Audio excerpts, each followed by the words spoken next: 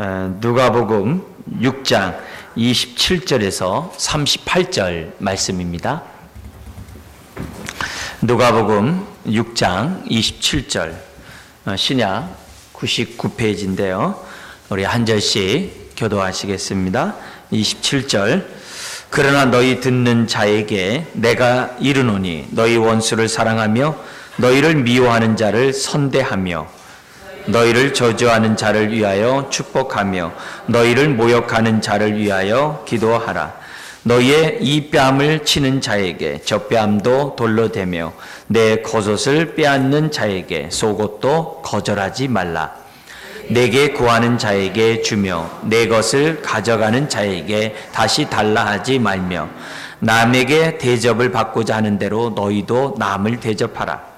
너희가 만일 너희를 사랑하는 자만을 사랑하면 칭찬받을 것이 무엇이냐? 죄인들도 사랑하는 자는 사랑하느니라.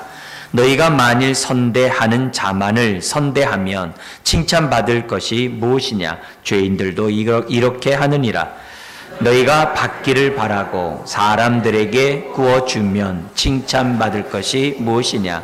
죄인들도 그만큼 받고자 하여 죄인에게 구워주느니라. 오직 너희는 원수를 사랑하고 선대하며 아무것도 바라지 말고 구워주라. 그리하면 너희 상이 클 것이요 또 지극히 높으신 이의 아들이 되리니 그는 은혜를 모르는 자와 악한 자에게도 인자하시니라. 너희 아버지의 자비로우신가 같이 너희도 자비로운 자가 되라. 비판하지 말라. 그리하면 너희가 비판을 받지 않을 것이요 정죄하지 말라. 그리하면 너희가 정죄를 받지 않을 것이요 용서하라.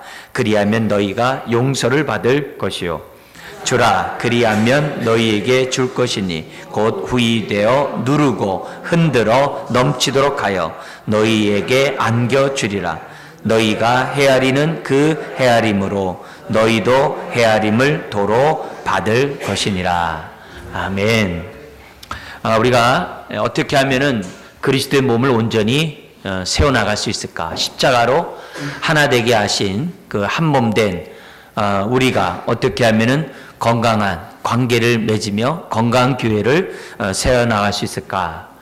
우리는 주님이 우리들에게 말씀하신 그 말씀에 따라서 우리가 6가지 말씀을 살펴보고 있습니다. 우리 그동안 했던 그런 내용들 잠깐 요 앞에 놓으면 6개가 있는데 한번 읽어보도록 하겠습니다. 우리가 좋은 관계, 건강한 그리스도 몸을 세우려면 첫 번째 어떻게 하죠? 관계에 높은 가치를 두라. 두 번째, 예수님이 당신을 사랑하신 것 같이 사랑하라. 세 번째, 마음이 담긴 의사소통을 하라. 네 번째, 비판받지 않으려면 비판하지 말라. 다섯 번째, 섬기는 자가 큰 자다. 여섯 번째, 대접받고 싶은 대로 남을 대접하라. 이렇게 되어 있습니다. 자, 오늘은 여섯 번째, 대접받고 싶은 대로 남을 대접하라. 이 말씀을 좀 보도록 하겠는데요. 대접받고 싶은 대로 남을 대접하라는 걸 갖다가 황금률이라고 그러죠. 예, 그러니까 우리가 지키는 어떤 그 말씀에 있어서 가장 이제 중요하다고 뽑을 수 있는 것이 바로 오늘 말씀입니다. 남에게 대접받고자 하는 대로 너희도 남을 대접하라. 산상수훈에서도 우리 주님이 하신 말씀입니다. 그래서 이 황금률은 우리가 하나님의 자녀다움을 아주 규정짓는 굉장히 귀중한 말씀이에요. 내가 신앙생활 잘하는지 하나님 자녀답게 살고 있는지 오늘 말씀을 통해서 내 모습을 비춰보면 내가 잘 하고 있는지 안 하고 있는지를 금방 우리들 스스로가 분별할 수 있는 기준입니다. 주님은 대접받고 싶은 대로 대접할 것을 우리들이 요청해요. 항상 주님의 말씀은 대접할 만한 가치가 있을 때 대접하라고 하지 않아요. 대접받지 못할 그런 가치가 없어도 나는 하나님 말씀에 순종하라는 거예요. 이런 것이 우리들이 하나님 말씀을 받을 때 우리들이 마음 자세요. 사랑하라. 사랑할 마음이 있어야 사랑하죠. 근데 주님은 사랑하래요. 우리가 사랑할 마음이 생길 때까지 기다렸다간 평생 사랑 못합니다. 사랑할 만한 사람만 사랑하려고 또 그렇게 그런 사람만 사랑할 수 있어요. 그러면 하나님 말씀대로 우리들이 제자다운 자녀다운 모습은 볼 수가 없는 거죠. 세상 사람들과 다를 바가 없다는 거죠. 그런 의미에서 오늘 우리가 이런 말씀을 보면서 흘려듣는 것이 아니라 준엄한 하나님의 말씀으로 내가 너희에게 이른 말이 영생이다 그랬어요. 내가 너희에게 한 명령이 영생이라 했으니까 이 말씀을 우리들이 어떻게 대하느냐에 따라서 우리들의 삶에 그러한 어떤 행복과 윤택함이 형통함이 결정되어진다는 사실을 놓쳐서는 안 됩니다. 오늘 우리가 생각해야 될 것은 황금률. 만약에 이 말씀대로 우리들이 살아간다고 한다면 이 세상은 벌써 바뀌었죠. 천만의 그리스도인이 이렇게 살았다. 우리나라 금방 복음화되죠. 우리나라만 복음화되겠어요? 전 세계가 복음화되겠죠. 그러니까 그만큼 어려운 말씀이지만 오늘 이 황금률 앞에 저와 여러분들이 겸허하게 서는 이 시간 되었으면 좋겠습니다. 사람들은 어떻게 하면 내 필요를 채울 수 있을까에 관심이 많습니다. 그래서 결혼을 선택할 때도 결혼할 때도 배우자를 고르는 기준이 저 사람이 나의 필요를 어느 정도 충족시켜 줄까 이 생각이 떠나질 않아요. 이 생각이 떠나지 않으면 하나님이 원하시는 정말 주님이 주님 되시는 주님이 주인 되시는 가정을 이끌어가기가 어렵죠. 그런 가정 속에서는 하나님이 기대하는 행복을 맛보기가 사실 어려워요. 물론 기분이 좋고 여러 가지 내가 유익한 그런 세상에서 말하는 그런 그 정도의 행복은 우리가 누릴 수 있겠지만은 그러나 주님이 주시는 하늘의 행복을 누리는 그런 측면에서 볼 때는 한참 못 미쳐요. 사람은 자기 일에 빠릅니다. 그래서 항상 자기 것을 먼저 채우려고 해요. 저는 이 말씀할 때 생각나는 그 몇 가지 사건들이 있는데 그 중에 하나가 뭐냐면은 옛날에는 이 북한산에 이런 데 보면은 거기 이렇게 등산 가가지고 밥을 해 먹고 그랬어요. 아마 해본 분도 계실 텐데 그 북한산 이런 계곡에서 물 내려오는 데가 아주 좋거든요. 그러면 이제 중고등부 아이들을 이제 같이 데리고 그 많은 학생들을 데리고 이제 그 북한산에 이제 가는 겁니다. 그러면 이제 조별로 뭐 코펠 만들고 해가지고 뭐 만들고 참 재밌게 하여튼 그 당시 그렇게 살았어요. 그렇게 지냈어요. 그러니까 너무 좋아요. 근데 이제 한 번은 뭐냐면은 이 야외를 갔는데 교회에서 이제 밥을 해갔습니다. 밥을. 그리고 반찬들도 이렇게 해갔는데 근데 애들은 나가면 어떻게 돼요? 많이 먹잖아요. 그래가지고 생각보다 많이 가져갔는데 애들이 너무 많이 먹으니까는 거의 한 7, 80명 이렇게 정도 가다 보니까 이 식사 조절이 배식이 안 되는 거예요. 예? 군대에서는 전쟁에 실패한 건 용서가 있어도 배식에 실패한 용서가 없다는 말이 있거든요. 이 밥을 배식을 하는데 이게 문제 생긴 거예요. 애들이 더 주세요. 그러니까 그래. 그래서 선생님이 여자 선생님이 막 주는 거예요. 잘 분배해야 된다 그래도 얘가 선생님 저 더 주세요. 그럼 자기 반 애들 더 주고 이러다 보니까 애들이 쭉 서 있는데 밥이 부족한 거예요. 이게 눈이 보들 빨리 부족해요. 그러니까 배식하는 사람들이 이제 마음이 굳어지기 시작하는 거죠. 그러다 보니까는 이제 조금씩 주는데도 그래도 자기가 밥 먹을 수가 없는 거예요. 근데 그 선생님이 자기 먹을 밥을 갖다 이렇게 퍼가지고 옆에서 딱 내려놓고 딱 돌이켰는데 저랑 눈이 딱 마주쳤어요. 이게 이제 자불안석이죠. 이제 자불안석이죠. 그러면서 그걸 갖다가 이렇게 요만큼씩 짜게 해가지고 그냥 겨우 한 두세 스푼 먹을 정도로 이렇게 다 넣어가지고 나눠줬어요. 그런데 그 자기가 퍼놓은 그 밥을 먹는 게 먹는 거겠습니까? 모래알이지 이게. 자기 지 새끼들은 다 저 두세 푼 줘놓고서 자기 그게 먹으면 이게 말이 됩니까? 이게 안 되거든요. 그래서 제가 그거 보면서 그 선생님 그러는 거야. 자기가 왜 그랬는지 모르겠다고. 이게 배가 고프니까는 이게 저거 한다. 그러면서 그게 하나의 빌미가 돼가지고 하여튼 저한테 얼마나 받들어 총 쉽게 얘기하면 얼마나 깍듯하게 순종하는지 이름 말할 수 없어요. 저만 보면. 예. 그래서 오늘 지금도 잘 만난 지가 좀 오래됐지만은 몇 년 전에 이렇게 만났을 때 이렇게 보면은 얼마나 깍듯하게 저를 대하는지 몰라요. 그게 안 떠난대요. 그때 마주쳤던 그 눈빛이. 베드로가 예수님을 3번 부인했을 때 주님과 눈이 마주쳤다고 그러잖아요. 아마 그 정도는 아니더라도 얼마나 놀랬겠어요. 그죠? 그러니까 그런 의미에서 그게 생각나요. 그러니까 우리는 그거 보면서 그게 기본적인 우리의 마음이에요. 그건 거기에 대해서 누가 뭐라고 할 사람은 없어요. 그건 자연스러운 모습이에요. 팔은 안으로 굽게 돼 있어요. 그런데 우리 주님이 뭐라고 얘기하는 거예요? 대접받고 싶은 대로 대접하라고 얘기를 해요. 그러니까 남을 대접하면 어떻게 돼요? 이런 자기중심에 자기 일에 빠른, 다른 말로 하면 이기심이라고 그러죠. 이기심의 이런 마음을 내려놔야 되거든요. 이런 마음을 내려놓지 않으면 절대 남의 정말 필요를 먼저 생각하고 먼저 도와주는 이런 일들이 없거든요.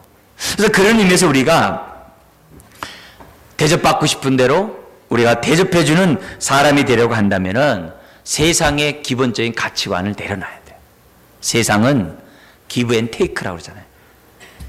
받은 만큼 주고 준 만큼 또 얻으려고 그러죠. 그래서 친하게 잘 지내다가도 어떻게 돼요? 밥을 2번, 3번 샀는데 안 사면 상정도 못할 인간이라고 그러죠. 더 이상 안 만난다고. 왜? 그래도 기본적으로 사람이 이렇게 주거니 받거니 해야지 사람이 어쩌고 그럴 수 있느냐 이렇게 된 게 세상이거든요. 근데 주님이 우리들에게 주는 메시지는 뭐냐면 give and take가 아니라는 거예요. 네. 받은 만큼 주고 또 줘놓고 또 받을 것을 기대하는 그런 관계 속에서는 좋은 관계가 안 된다는 거예요. 그건 계산적이고 일시적인 그런 관계에 머무를 수밖에 없다는 거예요. 그런 생각을 가지고 교회 안에서 그리스도의 몸을 세운다? 어렵다는 거예요. 여러분, 어떤 분들은 이런 얘기를 해요. 자기가 죽을 때 자기의 임종을 지켜줄 친구 한두 명만 있으면 행복하다고 이런 얘기를 좀 많이 들었거든요. 그러니까 그만큼 뭐냐면 자기가 마지막 임종할 때 지켜주는 사람 만나기가 얻기가 쉽지 않다는 거죠. 물론 자기 가족들이 있겠습니다만 그래도 친구가 같이 있어주는 그런 모습은 쉽지 않다 그래요. 근데 주님이 우리들에게 요구하고 있는 것은 뭐냐면은 정말 내가 임종 때 내 옆에 사람을 둘 수 있는 그런 실제적인 그런 순종의 관계의 삶을 살 것을 알려주는데 그게 뭐냐? 대접받고 싶은 대로 대접하라고 하는 그 기본 원칙이에요. 그래서 이 생각 딱 가지면은 자기 일에 민감하고 자기 필요에 빠른 사람이 다른 사람의 필요에 민감하려고 노력한다는 거예요. 우리 지난번에 빌립보서 2장 1절에서부터 너희는 그리스도 안에서 하나가 되라 하면서 하나가 되는 방법을 알려주셨어요. 다툼과 허영으로 하지 말고 이 다툼과 허영이 다 뭐냐면 진실하지 못함으로 서로 대하는 이런 태도는 갖지 말라는 거예요. 그래서 뭐라냐면 남을 나보다 낮게 높게 여기라고 그래요. 남을 나보다 높게 여기는 그것이 하나 되는 지름길이라 했거든요. 그게 겸손이에요. 그게 겸손이에요. 그래서 그렇다고 한다면은 우리가 하나 되고자 하는 저와 여러분들이 그리스도의 몸을 세우고자 하는 저와 여러분들이 어떻게 해야 되는가? 더구나 오늘 말씀에 황금률에 따라 살려고 하는 저와 여러분들이 어떻게 하는가? 주님, 내 일에 민감하듯이 다른 사람의 필요에 민감하게 해주십시오. 그래서 갈라디아서 6장에는 자기를 돌아볼 뿐만 아니라 남을 돌아보라 그랬어요. 자기를 돌아볼 뿐만 아니라 남을 돌아보라. 남을 돌아볼 수 있는 그런 마음을 가질 때 우리가 뭐냐면 한 몸 이룰 수 있다는 거죠. 좋은 관계를 이룰 수 있다고 주님 우리들에게 말씀하고 있어요. 심지어는 세상은 give and take 말고도 뭐냐면 계산적인 어떤 계산을 가지고 남에게 잘해주는 경우가 있어요. 잘해주는 경우가 있어요. 뭐 집안에서도 그렇잖아요. 집안에서도 관계에서도 내가 뭔가 큰 거 얻으려고 이렇게 잘해주는 뭐 그런 거 있지 않아요? 내가 뭔가 이렇게 사탕 발림 한 다음에 큰 거 얻으려고 하는 그런 모습들이 우리가 사람과의 관계에서 가정에서나 사회에서도 다 한다. 뇌물 이런 것들이 다 뭡니까? 다 그런 것들에 대한 부정적인 그런 모습들 아니겠어요? 원래 선물은 사람의 마음을 기쁘게 한다 그랬어요. 잠언에. 그렇지만 그것이 어떻게 돼요? 이기적이 될 때는 그게 뭐예요? 독이 되는 거죠. 그런 관계는 오래 갈 수가 없다는 거죠. 그런 의미에서 우리가 주님이 우리에게 주신 중요한 질문, 대접받고 싶은 대로 대접하라. 이 질문 앞에서 저와 여러분들이 겸손하게 엎드려야 돼요. 그래서 하나님, 내 필요에 민감하기보다는 다른 사람의 필요에 민감하게 해주세요. 이제 신앙생활 할 때 남성보다 여성이 굉장히 이렇게 따뜻한 마음을 갖고 또 이런 마음을 갖는 이유가 있어요. 그건 뭐냐면은 살아오면서 경험이 있어요. 어떤 경험이요? 자기가 난 자녀에 대해서 민감해 본 경험이 있어요. 자녀 이렇게 애가 응행하면은 배고프구나. 응행하면은 쌌구나. 응행하면 벌써 알잖아요. 그러면서 뭐냐면 모든 시간을 아이들에게 맞춰본 경험이 있어요. 그래서 그런 경험이 주님을 믿고 난 다음에 많은 플러스 요인을 해요. 그래서 내가 성령 충만하면, 내가 하나님 말씀 가운데 내가 살고자 마음을 먹으면, 그리스도의 마음을 먹으면 옛날에 경험했던 그 경험이 되살아나요. 그래서 누가 뭐가 필요한지, 누가 어떤 상황인지 이렇게 민감한 그런 모습들을 갖추는 걸 봐요. 그래서 그런 의미에서 여성들이 어떻게 돼요? 그건 하나님이 주신 하나의 특별한 아주 선물이라고 생각해요. 성품이라고 생각해요. 그래서 그 성품이 믿음 안에서, 우리 또 주님 안에서, 또 공동체 안에서 잘 발휘될 수 있다고 한다면 얼마나 감사하겠어요. 그래서 어렸을 때, 자녀를 키웠을 때 그런 그 경험이 교회 안에서 정말 나타난다고 한다면 얼마나 좋겠어요. 예? 그런 의미에서 오늘 우리가 이 황금률 앞에서 저나 여러분들이 예외되는 사람은 아무도 없어요. 그래서 이 황금률을 내가 지키지 않으면 나는 이기적인 사람이에요.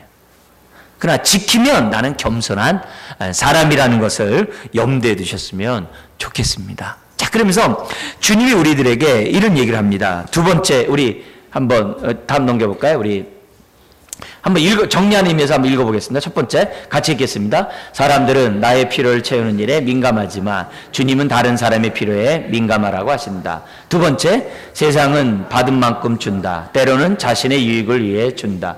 세 번째, 황금률에 순종하려면 주께 받은 것을 먼저 알아야 한다.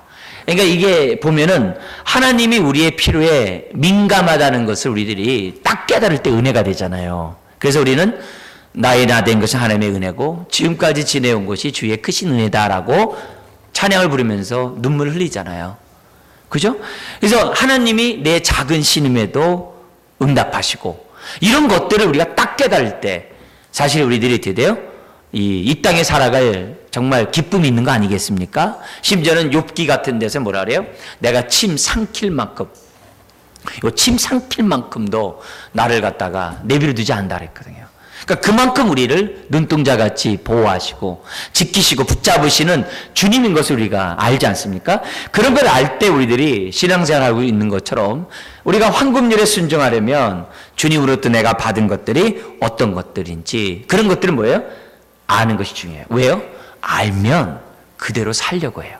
알면 내가 되레 거기에 부응하려고 해요. 보답하려고 하는 그런 부분이 있어요. 그래서 예배를 드릴 때 감사함으로 드리는 그 예배가 하나님을 영화롭게 하는 거예요. 감사로 하나님께 예배를 드리면 그만큼 하나님이 기뻐하시는 거고 또 그만큼 하게 되면 어떻게 돼요? 감사하는 사람은 다른 사람에게 대해서도 받은 바 은혜를 나눠주려고 해요. 그래서 우리가 황금률, 이 주님의 그런 말씀에 제대로 순종하려고 하면은 세상의 가치관들은 버리고 내가 받은 바 그 은혜 가운데 저 여러분들 사는 게 중요해요. 그리고 받은 바 은혜를 깨달은 사람들의 특질을 보면은 다른 사람을 대할 때도 세상과 달라요. 특별히 여러분 그 야구 아세요? 야구 뭐 별로 뭐 좋아하지 않겠습니다만 우리 전정호 원사님은 몇 번 타자, 메달 몇 푼, 뭐 이러면서 뭐 다 아세요. 아주 꿰뚫고 계시는 분 계세요. 누가 투수가 어떻게 던지고, 요번엔 컵으로 던져라, 직구, 그걸 다 아세요. 예, 그런 분이 계시는데, 야구는 뭐냐면, 3할 때만 10개 중에서요, 예를 들어서 3개만 쳐가지고 나가더라도요, 그 사람 굉장히 잘하는 사람이에요. 3할 때만 되더라도. 굉장한 사람입니다. 그래가지고 3할 때 벌써 우리 추신수 선수 같은 사람은 어마어마한 돈을 받고 텍사스로 이적하지 않았습니까? 이 방망이 잘 이렇게 휘둘러가지고요. 물론 다른 것도 잘하지만은 방망이 잘 휘두르거든요. 근데 4할 때는 아니거든요. 그런데도 불구하고 어떻게 돼요? 그 어마어마한 돈을 받아요. 그게 세상의 이치죠. 그래서 우리가 뭐냐면 그런 세상의 어떤 마음을 가지고 성도들을 대하다 보면 이렇게 생각할 수 있어요. 뭐냐면은 내가 3할 때를 쳤으니까 어떻게 돼요? 당신은 거기에 대해서 대우를 해주쇼. 이렇게 생각할 수 있어요. 이 말의 반대는 뭐냐면 상대방에 대해서는 어떻게 돼요? 내가 3할 때를 쳤으니까 나를 대접해 주시오. 그랬을 때 나는 되게 하면 너 아직 7할 못 쳤잖아. 이렇게 보는 것으로 바뀌어요. 여러분 잘 생각하세요. 세상에서는 뭐냐면 내가 한 것을 기억하고 한 것을 내세우게 돼 있어요. 근데 상대방은 반대로 내가 못한 것에 대해서 보고 못한 것에 대해서 요구하는 것이 세상이에요. 그러다 보면은 감사가 없어요. 감사가 없어요. 근데 어린아이 때서부터 자랄 때부터 뭐냐면 감사를 가리킨 그 아이들의 그 자라감이 나중에 어떤 효과가 있냐면 감사를 아는 그 아이들은 남을 배려할 줄 알아요.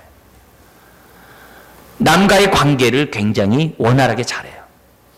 예. 근데 상대방에 대해서 감사를 알지 못하고 자기 한 것만 잘해준 것만 기억하고 주장하면 관계는 회복되기가 어려워요. 그래서 우리는 하나님 앞에서 항상 어떻게 돼요? 내가 한 거는 뭐예요? 바울이 뭐라 했어요? 나의 나 된 것은 하나님의 은혜고 나는 할도리를 한 무익한 종입니다. 이렇게 고백하래요. 바울은 그렇게 얘기해요. 내가 3할 8푼 쳤습니다. 그러면 이게 다 무익한 종으로서 할도리 했을 뿐입니다. 그러나 내 마음은 어떻게 돼요? 내가 6할 2푼을 내가 못 쳤습니다. 하나님 나에게 은혜를 주셔서 내가 다음 때는 내가 3할 9푼을 넘어서 4할을 치게 해주세요라고 기도하는 것이 우리들의 모습이라는 거죠. 그게 우리가 황금률을 지키는, 그래서 서로의 관계를 회복하는 데 있어서 매우 중요한 관점이에요. 자, 두 번째 보면서 우리가 사랑은 희생이라는 건데요. 같이 한번 읽겠습니다. 첫 번째는 황금률은 사랑의 진정한 본질을 보여준다. 사랑이 뭔지를 보여주는 거예요. 그래서 누가복음 23장 26절 43절은 십자가상에서 우리 주님이 자신을 향해 못 박고 정말 채찍을 가한 그들에 대해서 뭐냐면 그들을 보면서 저들을 용서해 달라고 하신 주님의 그 기도예요.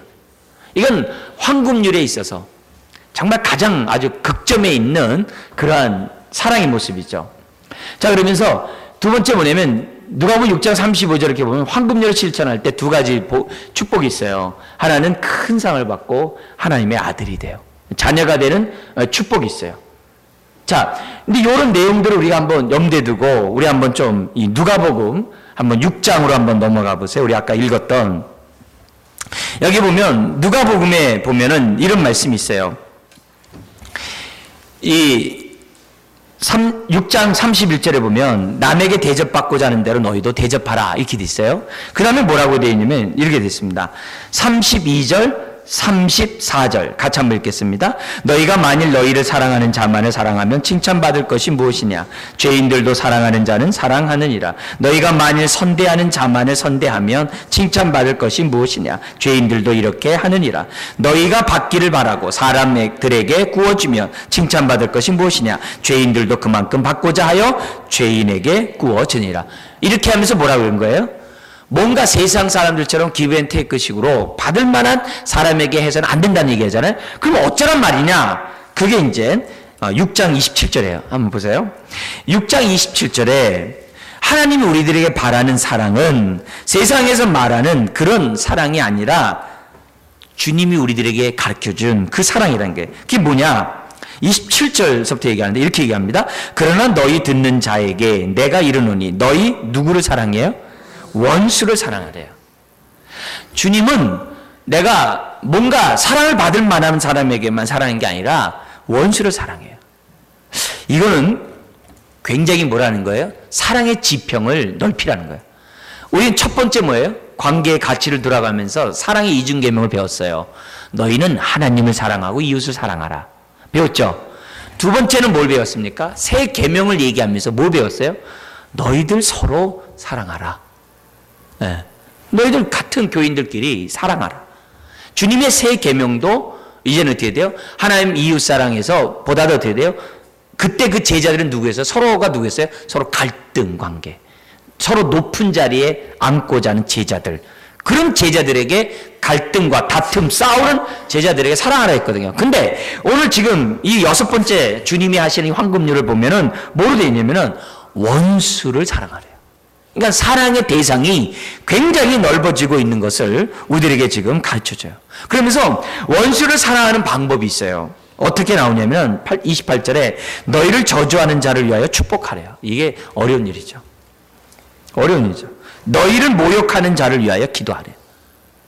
우리는 막 대로 받고 막 이렇게 말로 막 주거니 받거니 막 하잖아요. 근데 모욕하는 자를 위하여 기본적인 자세는 기도하래요. 그리고 29절에 너희의 이 뺨을 치는 자에게 저 뺨도 돌려대고 내 겉옷을 빼앗는 자에게 속옷도 거절하지 말라. 심지어는 30절에 내게 구하는 자에게 주며 내 것을 가져가는 자에게 다시 달라 하지 말며. 이게 쉬운 게 아니죠. 쉬운 게 아니죠. 근데 우리 주님이 우리에게 보여주는 황금률은 원수에게까지도 대접받고 싶은 대로 대접할 것을, 그러면서 사랑은 희생이라는 것을 우리들에게 가르쳐줘요. 이런 자에게 뭐가 있다는 거예요? 거기 우리 35절 우리 같이 한번 읽겠습니다. 오직 너희는 원수를 사랑하고 선대하며 아무것도 바라지 말고 구워주라. 그리하면 너희 상이 클 것이요 또 지극히 높으신 이의 아들이 되리니 그는 은혜를 모르는 자와 악한 자에게도 인자하시니라. 그래서 하나님의 특별 은총은 말씀이지만 일반 은총은 자연 은총이잖아요. 그래서 해와 비를 갖다가 선인과 악인에게 주세요. 그래서 주님이 우리들에게 요구한 것은 36절처럼 하나님이 자비한 것처럼 너희도 자비하라는 거예요. 그게 황금률의 기본 정신이에요. 그러니까 이 말씀 앞에 우리가 어떻게 돼요? 정말 겸손할 수밖에 없죠. 왜요? 이렇게 살기가 사실 쉽지 않으니까.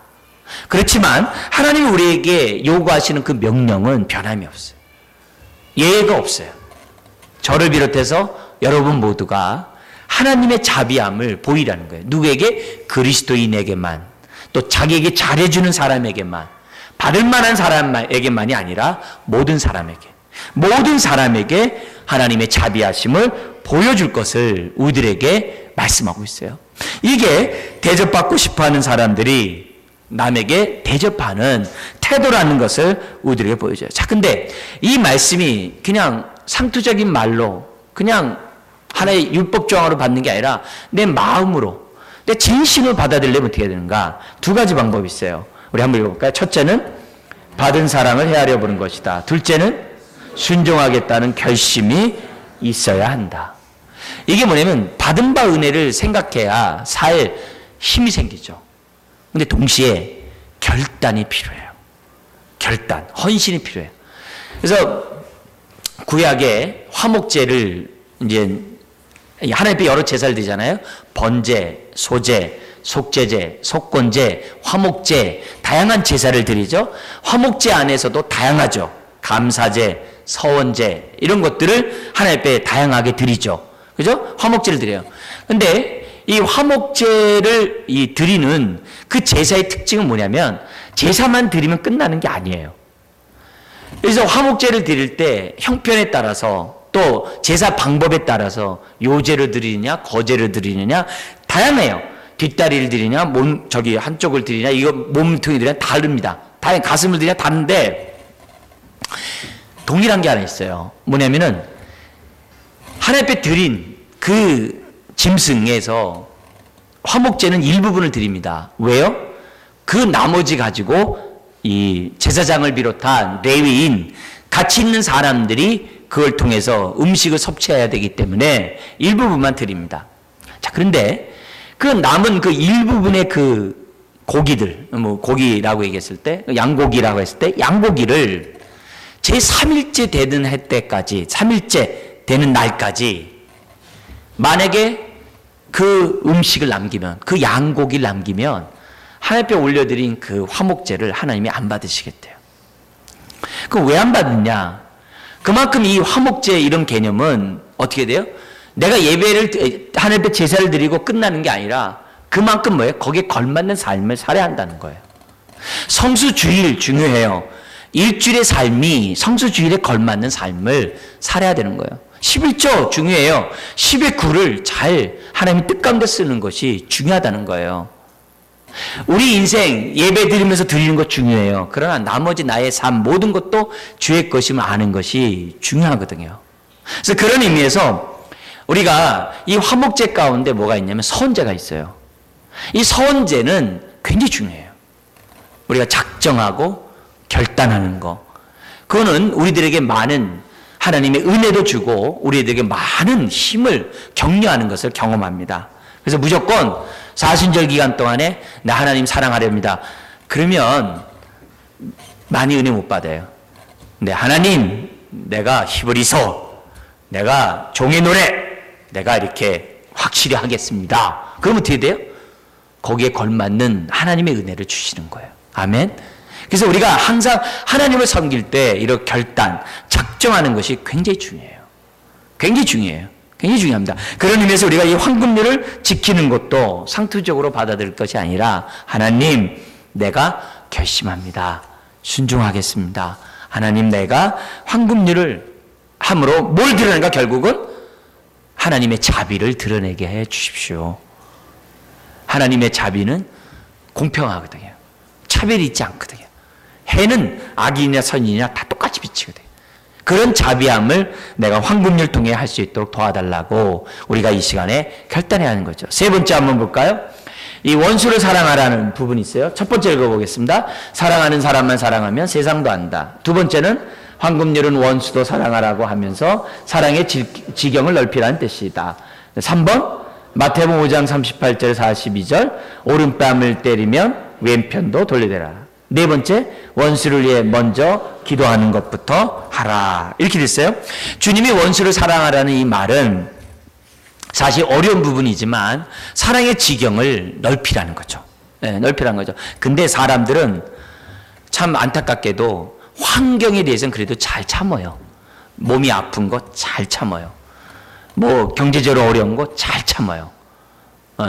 여러 가지 자기 주어진 이런 환경에 잘 참아요. 근데 이 인간은 못 참아요.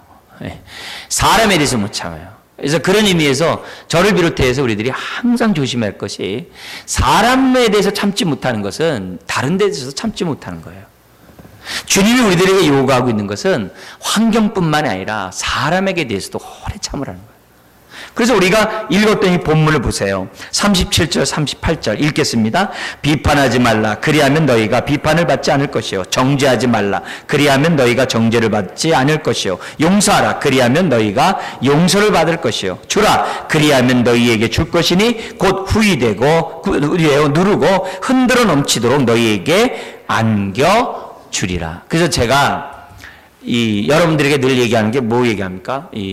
구제와 선교비에 대해서 관심을 가지고 여러분들이 이렇게 순종하고 그 일에 따를 것을 요구하잖아요. 왜냐하면 그들에게 의인을 돕는 자는 의인이 받는 축복을 함께 겸하여 받는다 그랬거든요. 나눠 받는다 그랬거든요. 그래서 그런 말씀에 따라서 우리가 한번 시험해 보는 거죠. 유혹하는 게 아니라 테스트해 보는 거죠. 정말 하나님은 어떻게 돼요? 내가 기쁨을 주었을 때 나에게 후히 되어 누르고 흔들어 넘치도록 나에게 안겨주는가. 한번 그걸 보자는 거예요. 왜냐하면 여기만 있는 것이 아니라 다른 데도 많거든요. 그래서 주님 뭐냐면 내가 너희에게 베푼 것으로 남을 베풀라고 그랬거든요.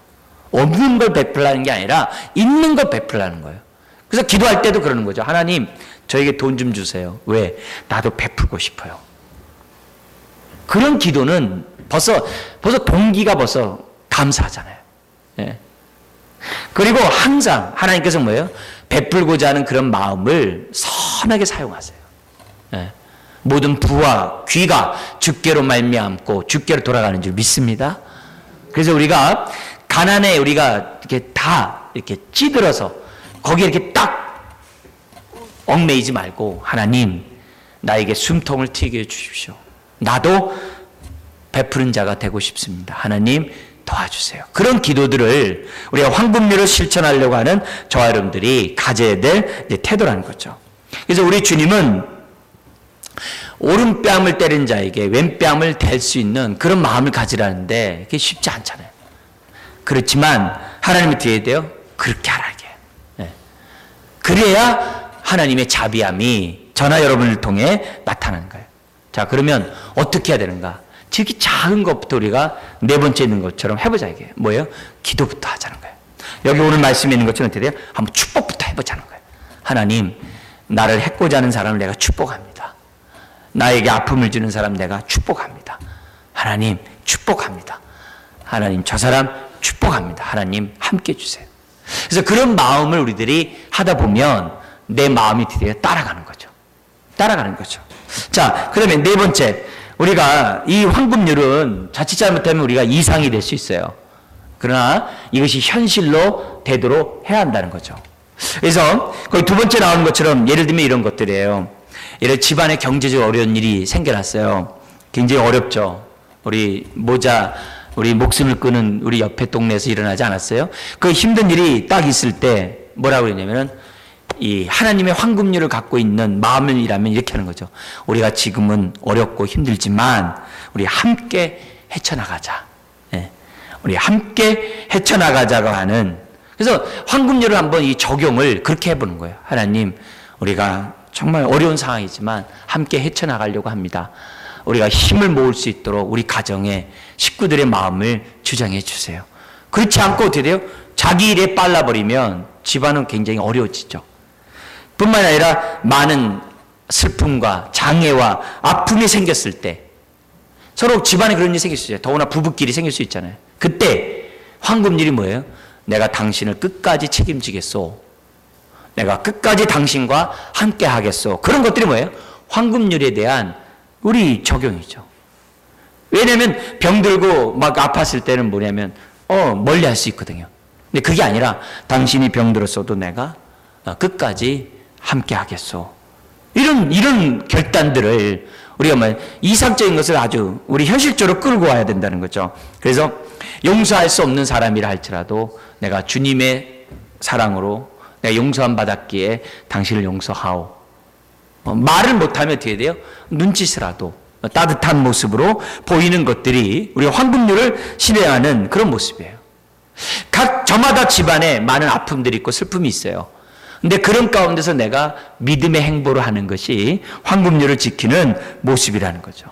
그리고 남다른 슬픔 속에 있고 고통 가운데 있는 사람에게도 내가 어떻게 찾아가는 거, 그것도 뭐예요? 황금률이죠. 그래서 한번 생각해 보세요. 이 순간에 내가 필요한 게 뭔가? 그랬을 때 그것을 얻고자 하는 것보다도 나와 같은 처지에 있는 사람도 나와 같겠구나.